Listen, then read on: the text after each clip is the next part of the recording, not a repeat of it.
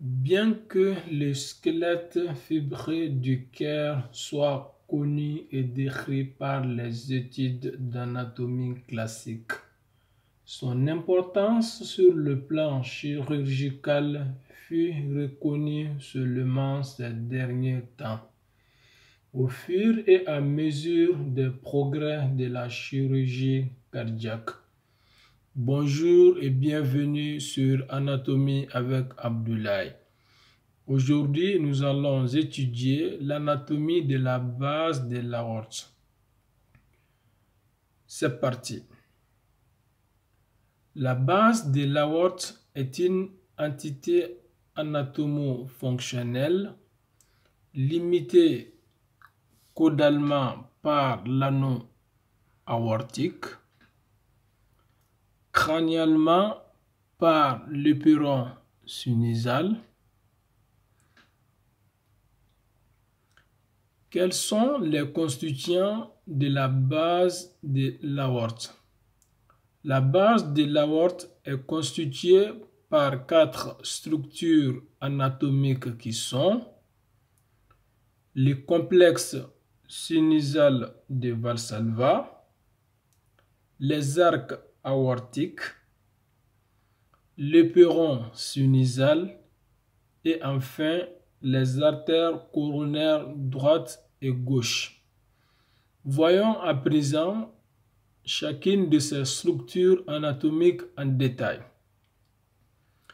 Voici le complexe sinusal de Valsalva en pratique clinique. Le complexe sinusal de Valsalva est constitué en fait du point de vue morphologique anatomique de 3 sinus qui sont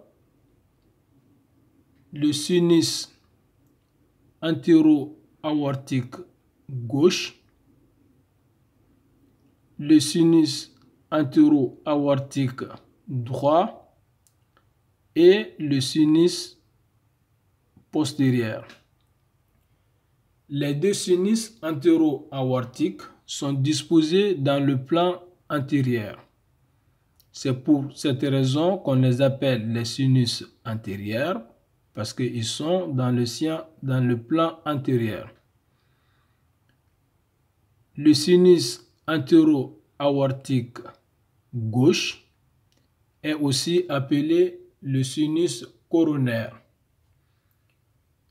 Le sinus antéro-aortique droit est également appelé sinus coronaire, car ces 2 sinus ont l'origine d'abouchement des artères coronaires. Au niveau de ces 2 sinus s'abouchent les ostiums des 2 artères coronaires, l'artère coronaire gauche et l'artère coronaire droite.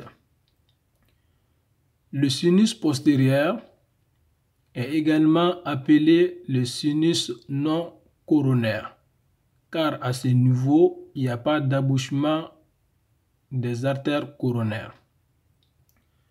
Le deuxième élément ou la deuxième structure appartenant à la base de l'aorte, ce sont les arcs de l'anneau aortique.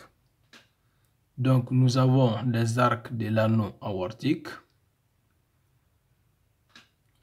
La troisième structure, c'est l'éperon sinusal. Donc voici l'éperon sinusal qui limite la base de l'aorte en haut. L'éperon sinusal est en fait une formation commissurale qui permet de soutenir les valves. Enfin, la dernière structure de la base de l'aorte est représentée par les 2 artères coronaires qui sont l'artère coronaire gauche et l'artère coronaire droite. La base de l'aorte est une entité anatomo-fonctionnelle particulière qui ne fait pas partie de la membrane aorto-ventriculaire.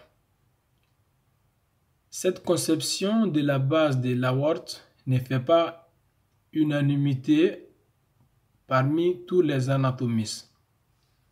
Certains considèrent que la base de l'aorte fait partie intégrante de la membrane aorto-ventriculaire.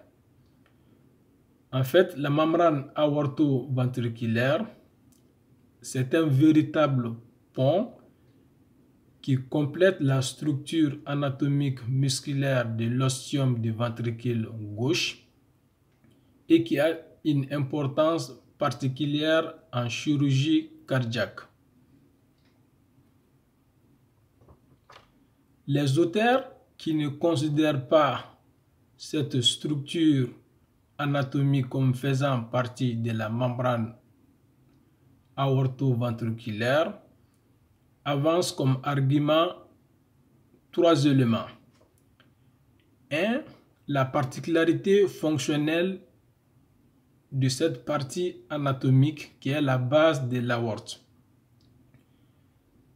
Deuxième argument, c'est l'importance fonctionnelle de cette partie. Et le troisième élément, c'est l'entité chirurgicale.